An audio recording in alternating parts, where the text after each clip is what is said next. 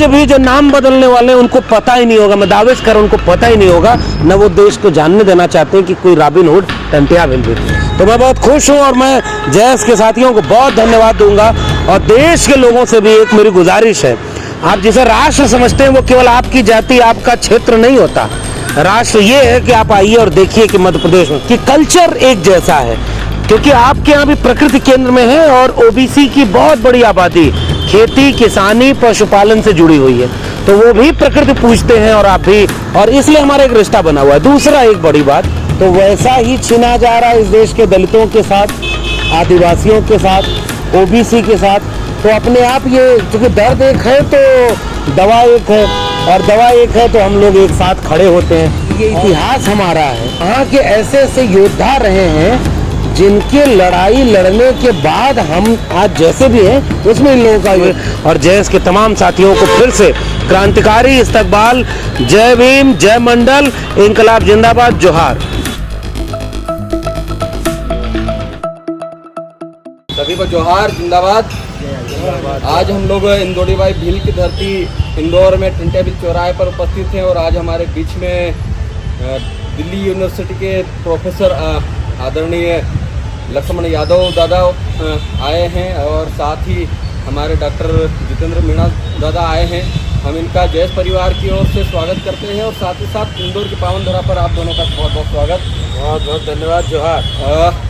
इस सामाजिक लड़ाई में हम लोगों के लिए बहुत अच्छी बात है कि आदिवासी वर्ग तो लड़ ही रहा है, लेकिन इसके साथ साथ ओबीसी वर्ग, एससी वर्ग और माइनॉरिटी वर्ग भी हमारी इस लड़ाई में साथ आ रहा है। और निश्चित तौर पे जो भारत में जिस तरह की संविधान को बदलने की व्यवस्था हो रही है, संविधान को बदलने का खतरा मंडरा रहा है, उसको देखते हुए पूरे देश के जो आदिवासी समुदाय है, दलित समुदाय है, एससी समुदाय है, ओबीसी समुदाय है और माइनॉरिटी समुदाय है, जो एकत्रित होकर हक की आवाज़ को बुलंद कर रहे हैं, संविधान बचाने की बात कर रहे हैं। आज हम लोग डॉक्टर प्रोफेसर लक्ष्मण यादव जी को अभी सुनेंगे कि आज इंदौर की पावन धरा पर वो पहुँचे हैं, उनका पहली बार शायद आगमन हुआ है, तो आपका हम पुनः क्रांतिकारी जोहार स्वागत करते हैं। आज मैं पहली बार इंदौर आया हूँ और जयस के सभी युवा साथियों को मेरा क्रांतिकारी जोहार।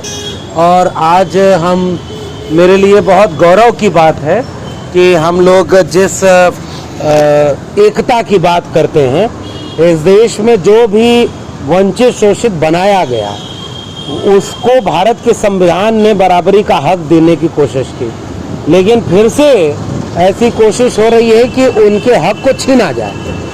तो वैसा ही छीना जा रहा है इस देश के दलितों के साथ, आदिवासियों के साथ, ओबीसी के साथ। तो अपने आप ये क्योंकि दर्द एक है तो दवा एक है, और दवा एक है तो हम लोग एक साथ खड़े होते हैं। और आज उससे बड़ा गौरव का दिन है मेरे लिए कि हम प्रोफेसर जितेंद्र मीणा हमारे साथ हैं। हम लोग सीखते हैं असल में एक दूसरे से, जो कल्चर हमारा नहीं है लेकिन हम जानते हैं कि उससे मिलता जुलता कल्चर है। तो उस क्षेत्र का कोई व्यक्ति आकर के जब आपको बताता है कि ये इतिहास हमारा है, यहाँ भील प्रदेश रहा है, वहाँ के ऐसे ऐसे योद्धा रहे हैं जिनके लड़ाई लड़ने के बाद हम आज जैसे भी हैं उसमें इन लोगों का योगदान है। तो हमने टंटिया मामा को पहली बार प्रोफेसर जितेंद्र मीणा की वीडियो में सुना, देखा, जाना, और आज मैं गौरव का दिन मैं महसूस कर रहा हूँ कि प्रोफेसर जितेंद्र मीणा के साथ हम टंटिया भील की इस बेहद खूबसूरत और आत्मविश्वास वाली प्रतिमा के सामने खड़े हैं। ये हमारे लिए बहुत गौरव का विषय है और मैं बहुत खुश हूँ कि जिस जयस संगठन के लोग लगातार 10 साल से अपने हक अधिकार के लिए लड़ रहे हैं, उनके कार्यक्रम में आने के जरिए उनके बहाने एक मौका मिला है। तो हम उन सब को उलगुलान और जोहार पेश करते हैं, इंकलाब जिंदाबाद कहते हैं। हमारी एकता कायम रहेगी। और आपने ठीक कहा कि खतरा अब संविधान के ऊपर, और जो अपने दिल में मनुस्मृति रखता है वो नहीं चाहता कि इस देश के एससी, एसटी, ओबीसी को उसका हक मिले। तो हम मिल करके भारत के संविधान के बदलने वालों को ही बदल कर रखेंगे और अपना हक लेंगे, क्योंकि हमारे पुरखे कभी लड़ाई से डरे नहीं, लड़े और जीते। तो मैं चाहूँगा प्रोफेसर जितेंद्र मीणा भी हमारे साथ हैं, ये अपनी बात रखते हुए कम शब्दों में एक परिचय जरूर देंगे टंटिया मामा का, जिससे हम लोग इनको जान सकें। जी बहुत बहुत शुक्रिया तमाम साथियों को जोहार। जयेश का शुक्रिया कि आज उन्होंने हमें यहाँ मौका दिया रूबरू होने का टंट्या भील के साथ में। और अभी तक टंट्या का जो परिचय है वो एक तरीके से हम लोग कहें तो बहुत ही ख़राब तरीके से उनको पोर्ट्रे किया गया था। लेकिन एक अखबार लगभग 1888 में अमेरिका के भीतर छपता है, न्यूयॉर्क टाइम्स, और वहाँ पर एक खबर चलती है, बहुत छोटी सी खबर है जिसमें था the robin hood of the India, और वो इन्हीं के बारे में थी। पहली बार हमने वो जो कटिंग जब देखी अपने आर्काइव्स में तो पता चला कि कोई ऐसी भी शख्सियत इस देश में मौजूद रही है जिन्होंने इस देश के आदिवासियों को एकजुट करने के लिए, खास करके इस पूरे के पूरे भील प्रदेश में, गोंडवाना के हिस्से में, यहाँ के आदिवासियों के हक और हुकूक को सुनिश्चित करने के लिए अंग्रेजी हुकूमत के खिलाफ आदिवासियों को न केवल एकजुट किया था बल्कि अंग्रेजी हुकूमत को आदिवासी इलाकों से खत्म करने का काम भी किया था। और ये उस दौर में हो रहा था जिस दौर में राजे रजवाड़े फेल हो चुके थे। उस दौर में इन्होंने ये काम किया था।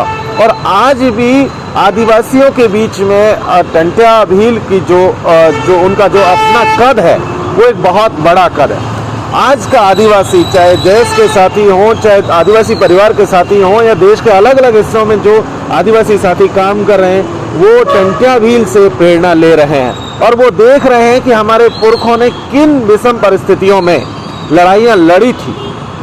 और उन लड़ाइयों में न केवल वो लड़ाई लड़ी बल्कि वो जीते भी थे। और आज भी वही लड़ाई चल रही है कि जिस तरीके से अंग्रेजी हुकूमत ने हमारी ज़मीन को, जंगल को लूटा था, आज की सरकारें भी आदिवासियों के जंगल और ज़मीन को लूट रही है। और ऐसी स्थिति में हमारे लिए बहुत ज़रूरी हो जाता है कि हम टंट्या भील की लड़ाई से प्रेरणा लें और अपने हक और अधिकार को सुनिश्चित करें। और ये भी देखें कि आज की तारीख में जो हक और अधिकार जहां हमें मिलते हैं, जिस संविधान से हमें मिलते हैं, उस पर जो खतरा है उस खतरे को भी समझे, क्योंकि अभी जो साजिश है वो नाम को बदलने तक पहुंच चुकी है इंडिया को लेकर के।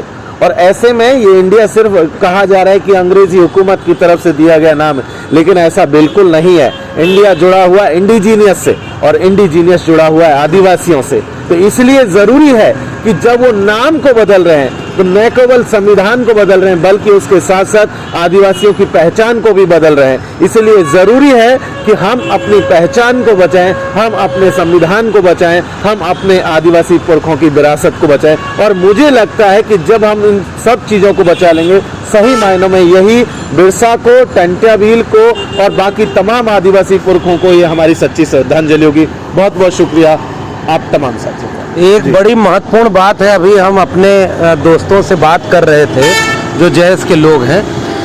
दो बात है, एक तो हमने कहा ना कि भाई ओबीसी का रिश्ता कैसे जुड़ता है। हमारे यहाँ भी आप चलेंगे, आप उत्तर भारत की तरफ आएंगे तो ये जो पीला गमछा है जो आपकी भी आन बान शान बना हुआ है।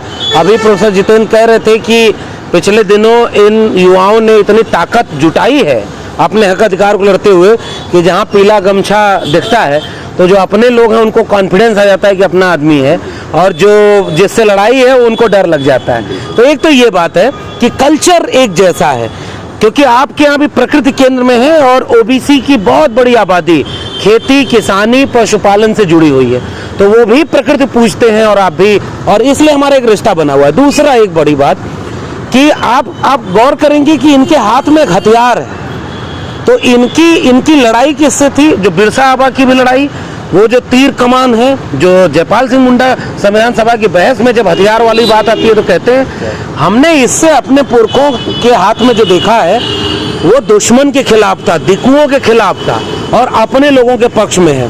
तो इतिहास में क्या लिखा, अभी प्रोफेसर जितेंद्र कह भी रहे थे कि, और आप भी कह रहे थे कि इनको आज भी जैसे फूलन देवी को डकैत कहा जाता है, जो जिसको टाइम्स मैगजीन ने, जब प्रोफेसर जितेंद्र ने ये बहुत महत्वपूर्ण बात बताई, न्यूयॉर्क टाइम्स को रॉबिन हुड इनमें नजर आता है।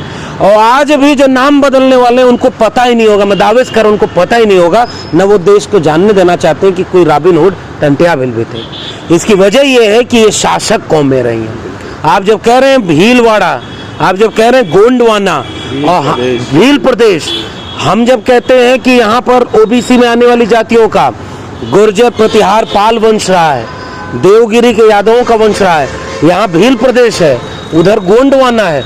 तो ये सारी जातियां तो शासक जातियां रही और आज अब इसको गुलाम बनाया जा रहा है। तो हमारी लड़ाई वापस इन अपने पुरखों के साथ शासक बनने की लड़ाई है। जो शासक नहीं बनने देना चाहते वो संविधान बदलना चाह रहे हैं ताकि हमारे लोग इस लड़ाई में शामिल ना पाएं और मंदिर मस्जिद की लड़ाई लगातार लड़ते हैं।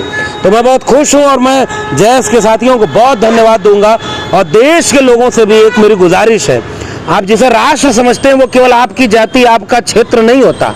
राष्ट्र ये है कि आप आइए और देखिए कि मध्य प्रदेश में इतना दिलचस्प बात हमारे ये यहाँ के साथी भी बता रहे थे रास्ते में, इंदौर नाम पड़ा है, इंदौड़ी देव जो भील प्रदेश के अपनी विरासत के लोग हैं और उनका नाम किससे जोड़ दिया।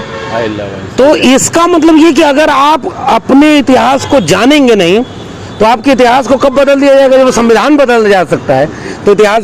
तो मैं इंदौर में आकर के भील प्रदेश में आकर के बहुत गौरवान्वित महसूस कर रहा हूँ अपने पुरखों को याद करते हुए। और जयस के तमाम साथियों को फिर से क्रांतिकारी इस्तकबाल, जय भीम, जय मंडल, इंकलाब जिंदाबाद, जोहार। इंदौड़ी बाई के बारे में एक इतिहास बताता हूँ कि आज से 700 BC पूर्व यानी कि आज से 2800 साल पहले के आसपास, क्योंकि आदिवासियों में एक व्यवस्था रही कि आधे समय तक पुरुषों ने राज किया, आधे समय तक महिलाओं ने राज किया। तो ये जब राज व्यवस्था बदली, जब महिलाओं के पास राज व्यवस्था थी तब दो बहनें हुआ करती थी, एक इंदौड़ी बाई थी, एक चित्तौड़ी बाई थी।